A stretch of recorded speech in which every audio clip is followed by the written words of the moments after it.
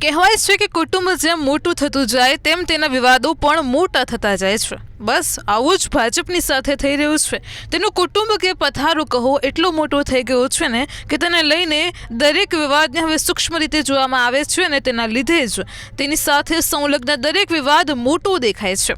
છેવટે શાસક પક્ષ પણ તે જ છે। ભાજપમાં એક વિવાદ પૂરો થતો નથી અને બીજો વિવાદ સપાટી પર આવીને ઊભો રહી જાય છે। હવે વલભીપુર ભાજપ જુઓ। વલભીપુર ભાજપમાં જૂના જોગી મુકેશ લાંગોડિયાએ વર્તમાન અને સ્વિટિંગ ધારાસભ્ય શંભુ પ્રસાદ ટુંડિયા સામે ભ્રષ્ટાચારના આક્ષેપ કર્યા અને સનસનાટી મચાવી દીધી। આના કારણે આખા વલભીપુર ભાજપમાં જ નહીં છેક ગાંધીનગર સુધી હલચલ મચી ગઈ છે। તો શાસકમાં સિટિંગ ધારાસભ્ય સામેના આક્ષેપને ગંભીર મનાય છે। સામાન્ય રીતે આ પ્રકારના આક્ષેપ તો વિપક્ષ કરતું હોય છે, પણ અહીં તો વિપક્ષનું નામો નિશાન જ ન હોવાથી શાસક પક્ષના જ લોકો તેમના જ પક્ષના ધારાસભ્યો પર કૌભાંડોનો આક્ષેપ કરવા લાગ્યા છે। મનસુખ વસાવાએ ભાજપ અને કોંગ્રેસ વાળા બધા રૂપિયા લે છે તેમ કહ્યા પછી ભાજપના જ મુકેશ લંગોડિયાના આક્ષેપોથી વલભીપુરનું જિલ્લા ભાજપ તંત્ર હચમચી ઉઠ્યું છે।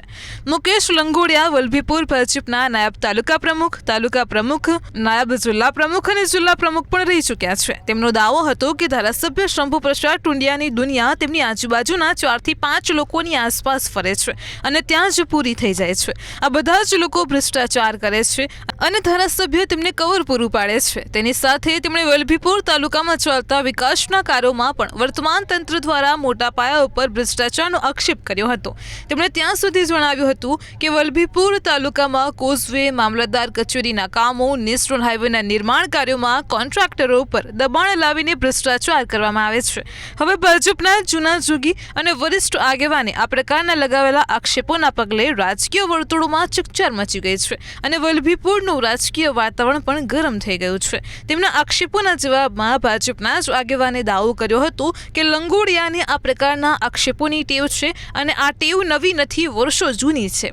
તેઓ અગાઉ પણ જાતના આક્ષેપ કરી ચૂક્યા છે, પરંતુ કશું જ સાબિત કરી શક્યા નથી। ધારાસભ્ય શંભુ પ્રસાદ પોતે તેમના ઉપર આક્ષેપને લઈને સીએમ ભૂપેન્દ્રભાઈ પટેલને મળી ચૂક્યા છે। તેમણે તેમને બધી જ વાતથી માહિતગાર પણ કર્યા છે। આક્ષેપ સાબિત થાય તો હું રાજીનામું સુદ્ધા આપવા પણ તૈયાર છું, પણ પાયા વિહોણી વાતોને લઈને રાજીનામું નહીં આપું। ધારાસભ્યશ્રીએ ગાંધીનગર જઈને રૂબરૂ માનનીય સીએમ સાહેબ ભૂપેન્દ્રભાઈ પટેલ સાહેબને મળ્યા હતા। રત્નાકરજી અમારા પાર્ટીના મહામંત્રીશ્રીને પણ મળ્યા છે અને જિલ્લા અધ્યક્ષ શ્રી દિગ્વિજયસિંહ સાથે પણ રૂબરૂ મુલાકાત કરી અને એમને કીધું છે કે જો ભ્રષ્ટાચાર ક્યાંય સાબિત કરી દે તો હું ધારાસભ્ય પદેથી રાજીનામું દેવા તૈયાર છું। પણ અમારા જે પૂર્વ જિલ્લા અધ્યક્ષ જે ભાઈ મુકેશ લંગાળિયા છે એને તો આ રીતે બીજા ઉપર કાદવ ઉછાળવાની જે ટેવ છે એ લગભગ 1991થી લઈ અને અત્યાર સુધીમાં કે હું જ સર્વોપરી પૂર્ણ છું એવું સાબિત કરવા માટે અને હું હોય તો જ જિલ્લા ભાજપ ચાલે, નહીં તો ના ચાલે, એ સાબિત કરવા માટે થઈ અને આવા ગંદા પ્રયાસો, ગંદા કાદવ ઉછાળવાનું કામ એ કરી રહ્યા છે। ત્યારે જ અમારા વલભીપુર તાલુકાની અંદર જ્યારે એ તાલુકા ભાજપના પ્રમુખ હતા ત્યારે પણ એમને જે ચારિત્રના આક્ષેપો એની ઉપર થયા હતા અને એની ઉપર એફઆઈઆર પણ થઈ હતી, ત્યારે એમને અડધી ટર્મથી તાલુકા ભાજપના પ્રમુખથી તે પછી જિલ્લાના ઉપાધ્યક્ષ જ્યારે હતા 2012માં ત્યારે પણ જિલ્લા ભાજપના ઉપાધ્યક્ષ તરીકે પણ એમને અડધી ટર્મથી છૂટા કરવામાં આવ્યા હતા અને જિલ્લા ભાજપના અધ્યક્ષ જ્યારે બન્યા ત્યારે પણ અડધી ટર્મથી એમને ચારિત્રના આક્ષેપો અને જે કાંઈ બાબતો પ્રદેશના ધ્યાને આવી હોય ત્યારે એમને છૂટા કરવામાં આવ્યા છે। એ આખું ગુજરાત, વલભીપુર તાલુકો અને ભાવનગર જિલ્લો જાણે, પણ એમને સાબિત કરવું જોઈએ ને, સાબિત તો કરતા નથી અને આક્ષેપો કર્યા રાખે।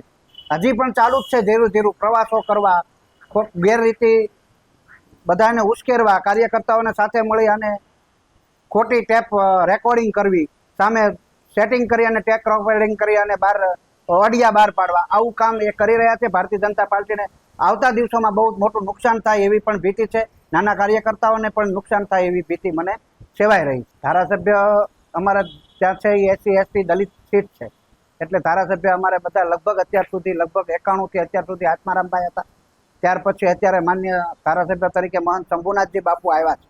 એ તો પાર્ટીનો નિર્ણય છે, પાર્લામેન્ટરી બોર્ડનો નિર્ણય છે કે ભાઈ ધારાસભ્ય ટિકિટ કોને આપીએ, પણ આ સરપંચો જે છે નવા, એ તો બધા એકદમ નવા છે, ફ્રેશ છે, જૂના છે નહીં।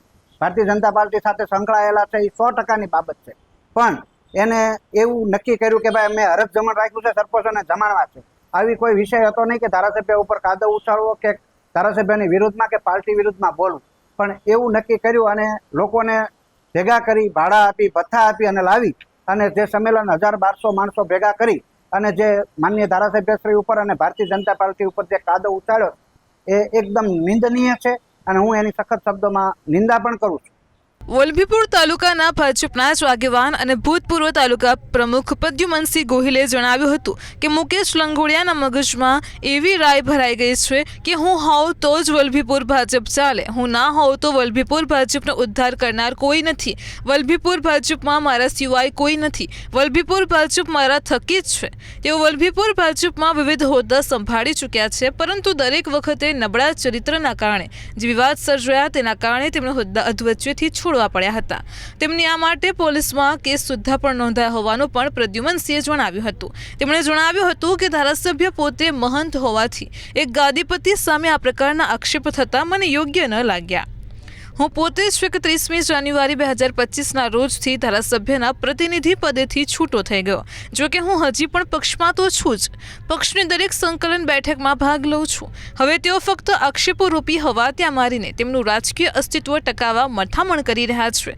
તેમણે ધારાસભ્ય સામે આક્ષેપ કર્યા અને તેના બદલે આ બાબત તે પક્ષના મોવડી મંડળની સમક્ષ પણ લાવી શક્યા હોત, પણ તેના બદલે તેમણે આ વાત પબ્લિક પ્લેટફોર્મ પર કરી. જો તેમના આક્ષેપોમાં ખરેખર સત્ય હોત તો તેમણે મોવડી મંડળનું ધ્યાન દોર્યું હોત અને ધારાસભ્ય સામે પગલાં પણ લેવાઈ ચૂક્યા હોત, પણ તેમના આક્ષેપમાં વજૂદ જ નથી અને તેથી જ મોવડી મંડળે પણ તેમના આક્ષેપ પછી પણ ધારાસભ્ય સામે પગલાં લીધા નથી. ધારાસભ્ય પોતે જમીનથી જોડાયેલા છે, પણ લાંગડિયા હંમેશા હવામાં ઉડતા રહ્યા છે. અમે તો પક્ષના વફાદાર સૈનિક છીએ. પક્ષ તરફથી મળતી સૂચનાનું પાલન કરવા પણ બંધાયેલા છીએ.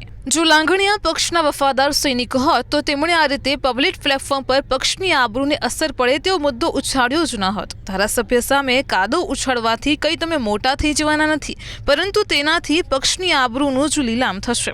પક્ષની આબરૂ બચાવવા ધારાસભ્ય રાજીનામું પણ આપી દેશે, પણ લાંગડિયાનું શું?